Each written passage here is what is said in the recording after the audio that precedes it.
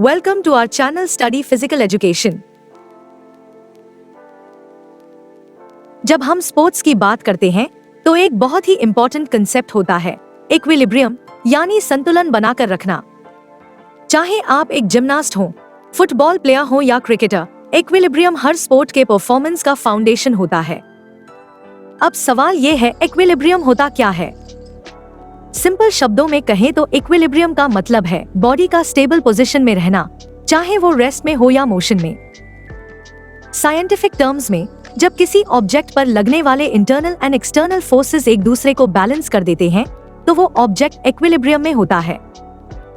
Sports में इसका मतलब है कि प्लेयर अपने शरीर के बैलेंस और कंट्रोल को मेंटेन करता है ताकि वो गिर न जाए या अपना कंट्रोल न खोए। Types of equilibrium in sports. Sports में हम दो तरह के इक्विलिब्रियम स्टडी करते हैं, स्टैटिक इक्विलिब्रियम और डायनामिक इक्विलिब्रियम। इन्हें डिटेल में समझते हैं। स्टैटिक इक्विलिब्रियम, जब बॉडी रेस्ट पोजीशन में होती है, यानी कोई मूवमेंट नहीं होती। फॉर एग्जाम्पल, जब एक जिमनास्ट बीम पर खड़ी होती है बिना हिले या एक आर्चर एरो छोड़ने से पहले स्टिल खड़ा रहता है, तब वो स्टैटिक इक्विलिब्रियम में होता है। डायनामिक इक्विलिब्रियम, जब बॉडी मोशन में होते हुए भी बैलेंस बनाए रखती है। फॉर एग्जाम्पल, एक फुटबॉल प्लेयर जब फुल स्पीड से दौड़ते हुए डायरेक्शन चेंज करता है लेकिन फिर भी गिरता नहीं, दैट्स डायनामिक इक्विलिब्रियम। इक्विलिब्रियम को बनाए रखने के लिए जरूरी फैक्टर्स। एक, सेंटर ऑफ ग्रेविटी। ये वो पॉइंट होता है जहां बॉडी का पूरा वेट एक्ट करता है। जितना नीचे सेंटर ऑफ ग्रेविटी होगा उतना ज्यादा बैलेंस बनाए रखना आसान होगा।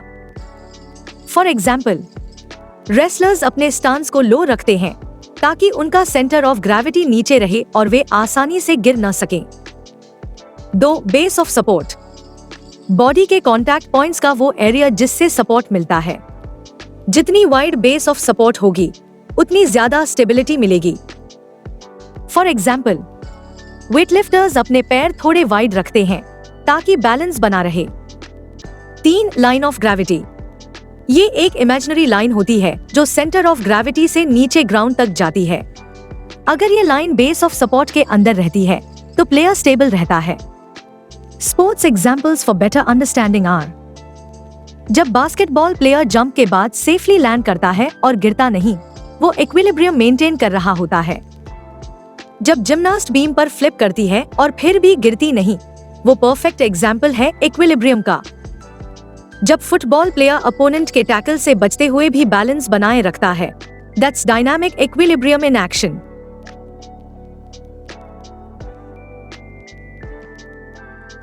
जब हम स्पोर्ट्स की बात करते हैं तो एक बहुत ही इंटरेस्टिंग और साइंटिफिक कंसेप्ट आता है, सेंटर ऑफ ग्रेविटी, यानी गुरुत्व केंद्र।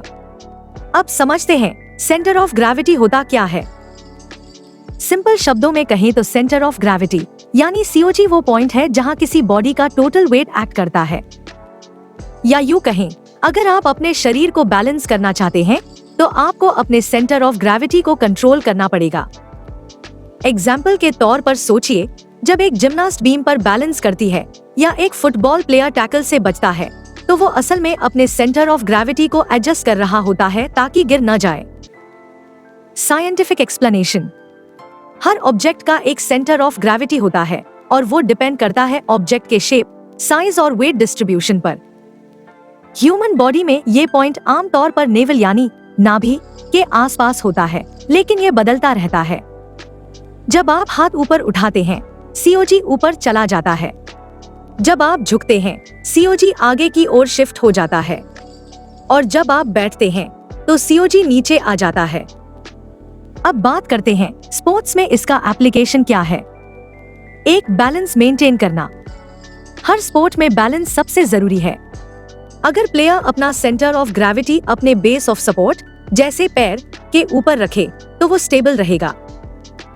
एग्जाम्पल, रेसलर्स अपने स्टांस को लो रखते हैं ताकि उनका सेंटर ऑफ ग्रेविटी नीचे रहे और उन्हें गिराना मुश्किल हो।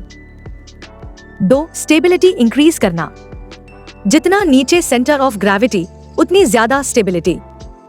फॉर एग्जाम्पल, वेटलिफ्टर्स अपने घुटनों को मोड़कर बॉडी को नीचे रखते हैं ताकि उनका सीओजी लो रहे और वेट उठाते समय बैलेंस न बिगड़े। 3. मूवमेंट और स्पीड इंप्रूव करना। सीओजी को कंट्रोल करके प्लेयर्स अपना मूवमेंट स्मूथ बनाते हैं। फॉर एग्जाम्पल, स्प्रिंटर्स स्टार्ट के टाइम थोड़ा झुककर खड़े होते हैं, जिससे उनका सेंटर ऑफ ग्रेविटी आगे होता है। इससे उन्हें एक्सेलरेशन जल्दी मिलती है। 4. परफॉर्मेंस और स्किल एनहांसमेंट। जिमनास्ट्स और डाइवर्स अपने बॉडी के शेप और पोजीशन को चेंज करके सेंटर ऑफ ग्रेविटी को मैनिपुलेट करते हैं। इससे वो फ्लिप, स्पिन और रोटेशन मूवमेंट्स परफेक्टली परफॉर्म कर पाते हैं। Real life sports examples. Basketball player जब जंप के बाद लैंड करता है तो अपने सीओजी को क्विकली एडजस्ट करता है ताकि वो गिर न जाए। फुटबॉल प्लेयर जब बॉल को डॉज करता है वो अपना सीओजी शिफ्ट करता है बैलेंस बनाए रखने के लिए।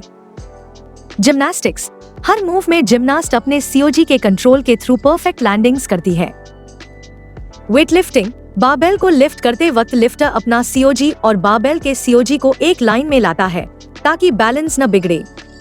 अगर आप अपने सेंटर ऑफ ग्रेविटी को समझकर कंट्रोल कर लें तो आप हर स्पोर्ट में ज्यादा स्टेबल, पावरफुल और एफिशिएंट बन सकते हैं। अगर आप इसी तरह फिजिकल एजुकेशन के टॉपिक्स आसान तरीके से समझना चाहते हैं तो हमारी बुक ले सकते हैं। लिंक नीचे डिस्क्रिप्शन बॉक्स में दिया है।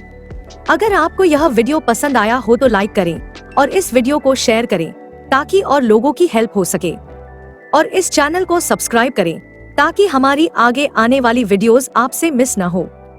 और लास्ट में, थैंक्स फॉर वॉचिंग।